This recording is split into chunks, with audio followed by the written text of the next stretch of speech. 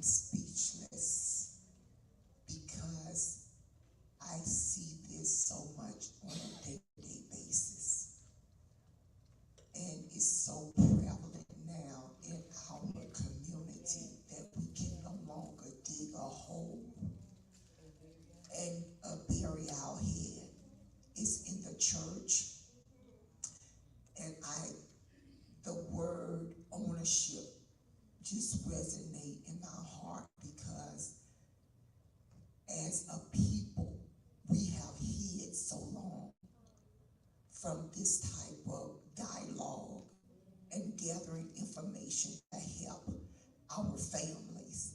And we wonder why our young girls, you said something earlier, we saw it growing up. Auntie has 6, 7 children with 6, 7 daddies. And grandmother is happy with the children. We seen in our community, our cousin got pregnant, and she was sent to New York to cousin so-and-so and came back, and now that's your cousin. And then later, only to find out, you my mama. And now a whole nother cans of something. And now this child is so angry. And we're saying, get a grip. And not trying to find out what is going on inwardly with this child. And we hide from it because we don't want to face it because we have our own trauma and we don't know how to deal with the trigger since we can put a name to it now. And so when your trigger go off, it takes you back to what happened to you that you didn't take ownership to deal with it, to come out of it so you can help who you need to help. So I'm hoping that it bring about a change in all of us in this dialogue, that we would no longer cover up and says it's not happening or it did not happen. Deal with it. Take ownership. It's your past, but let's work through it. Let's work through it so we can help this generation, so we can help this mom. Why you keep going from man to man and getting pregnant from all of these men? What is going on? Let's get to the root of it. Let's get to the root of what's really going on with you. Because you don't want your girls to come up like that. So when you and I can face it, and we can point it out in our daughters or our sons, that when the son is asking, where is my dad? Or they go to homegoing funerals, and you got 2 to 3 rows, and the man in the casket got all these babies, children, grown children on the first 3 rows, and folks like, who that? Who child is that?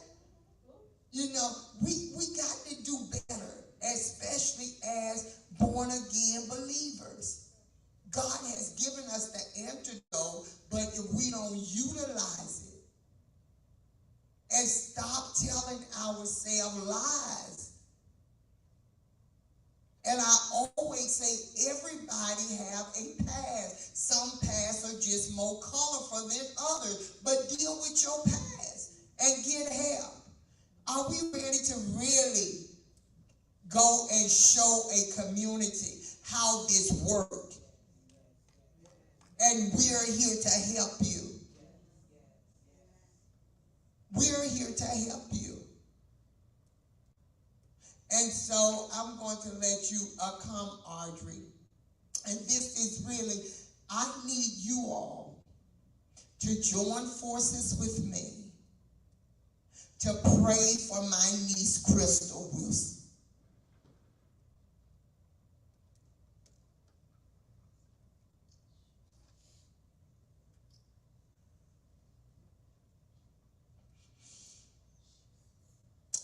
know what I see, and I don't want her to be overwhelmed and have a heart attack.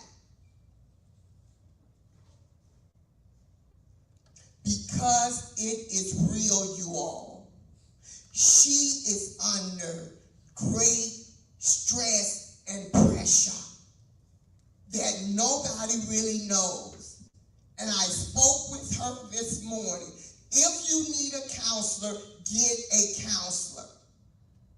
You got to take care of yourself.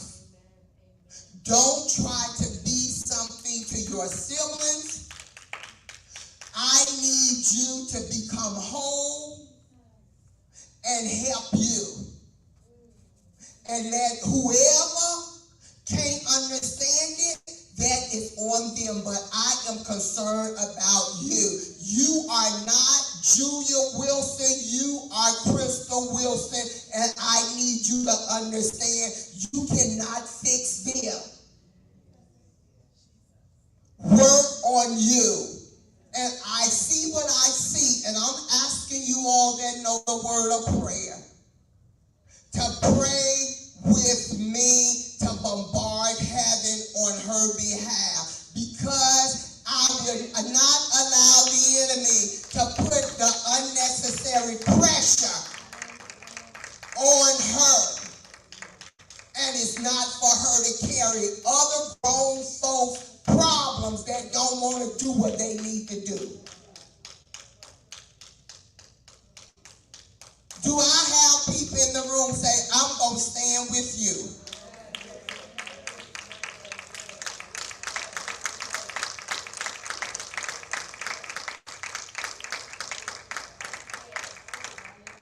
This is real. And so I know as born again believers, God hears our prayers. And he will supernaturally work on her behalf. Thank you. How many of you enjoy? How many of you enjoy?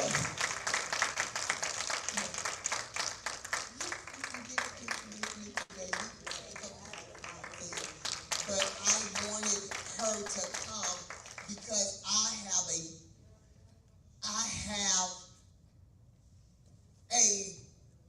I just feel one of my assignments in this part of my life is for families, for young women, and for young men. Because we need spiritual fathers for our African American sons. We need spiritual fathers, and we need our mothers. I think I heard Evangelist McMillan speak to Mother Ari yesterday that she was looking for that mother, but we are those mothers now. You 55 and older, stop acting like you too. We're the spiritual mothers now. We are the spiritual mothers now, and we have to take our rightful place, and God will help us to do what we need to do. Do you all believe that? I believe it with everything in me, that this is the season and time that he has given to us to work the word and watch him move on our behalf.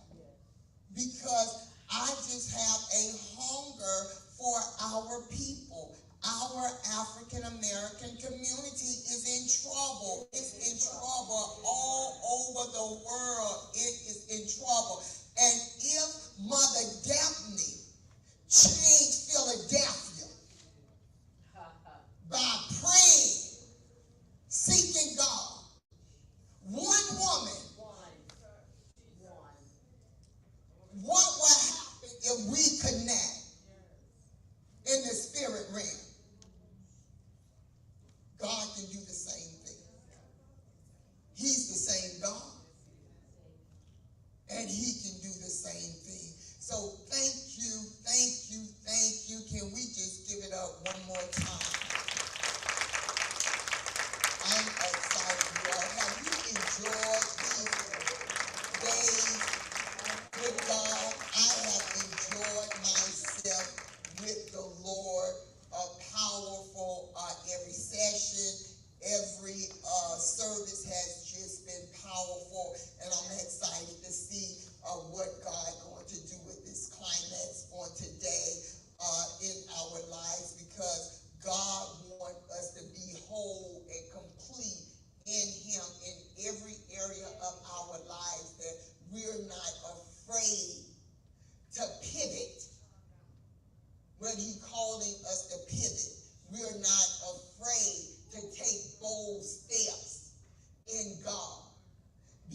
whatever God asks you to do, it's going to take your faith and a bold step for you to complete the work that He has assigned in your hand. And so when we have a few minutes, okay, keep going.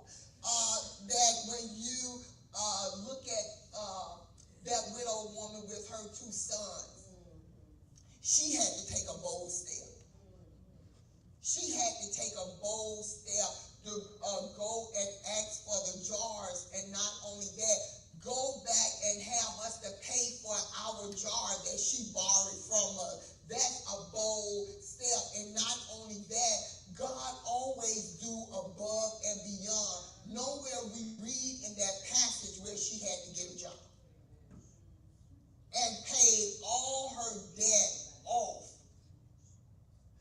But you have to get to a place where you trust God in the process of where He's telling you to go. That we have to come all the way out of the world system and use the Bible to counteract everything that's not right in the world system with the Word of God and taking action. But do we really believe there's enough power in that word to change the situation and we walk it out? So we would take the next 10 minutes as we change to go into the luncheon session. Any question that you will have for Mother Irick, any questions you will have for Daniela, or any questions that, because we want you to leave here ready to go. Ready to go. And we have a few minutes left before we transition to move into our service. If you have any questions that you want to ask, how do I really unleash my potential for the next level? What that looks like?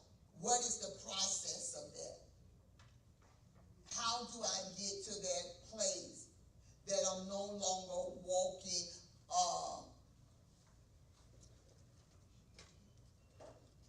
making myself feel like I don't belong or I'm not good enough?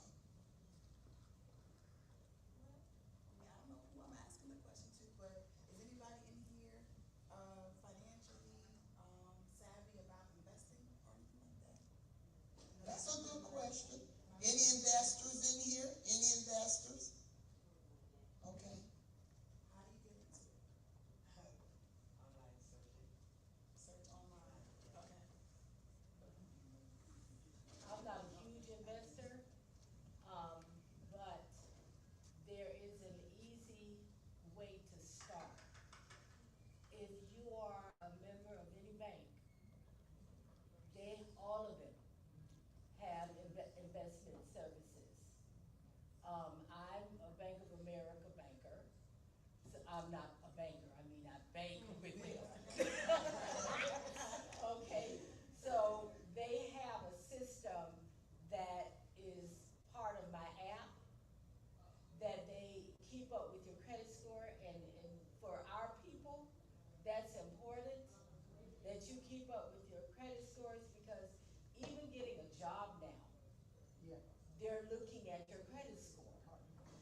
So on Bank of America, I don't know what banks you bank with, but they have a system on their app where they monitor your spending against what you deposited into your account. And it keeps you in a place where you understand, I am buying too much stuff. I'm doing too much with the little money that I have. So for me, it worked really good, because I'm one of those people that is an impulsive, well, was an impulsive shopper. So I would just spend, and like the credit card was just endless. But with this, it has helped me to bring my budget into place, because budgeting was not one of my things. So this has helped me to budget. It has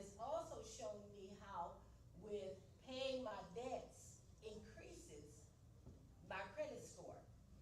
Your balance, according to what you are putting in, shows you how to add or subtract to your credit score. And some people wanna pay people money to fix their credit. You can fix it yourself. You can go to, I'm saying a lot, but you can go to the three main credit places, Experian, I think, and, whatever the other ones are. Y'all might know. Get your own credit report, look it over. Some of the credits that you have there are old credits over 7 years. You can actually go into it yourself and dismiss it. I didn't know that for a very long time. I said, oh my goodness. I had credit back to 1965, I'm not 65, but 1980. And I'm like, why is that still on my credit report? You don't even know, some of us don't even know what's on your credit report still, that you can just eliminate yourself. And when you eliminate those, it also builds your credit score. Credit is better than any investment that you can have. Also, I have an app for Acorn. Some of you can look it up. You can invest as little as $5. And they find, or companies that are in stocks and stuff like that, and it increases as you put money in. I put $5 in on a weekly basis. And I just started it in January, and already I'm up to $100 and so with investment, which is not a lot, but I don't have a lot. You may not have a lot. We start somewhere. Don't think that those small pennies don't add up, because they do. That's just one small tidbit. But there are other ways. Start with your bank. Start with your bank, because they have Merrill Lynch, they have, so many different investment companies that can help you. But I wanted to say before,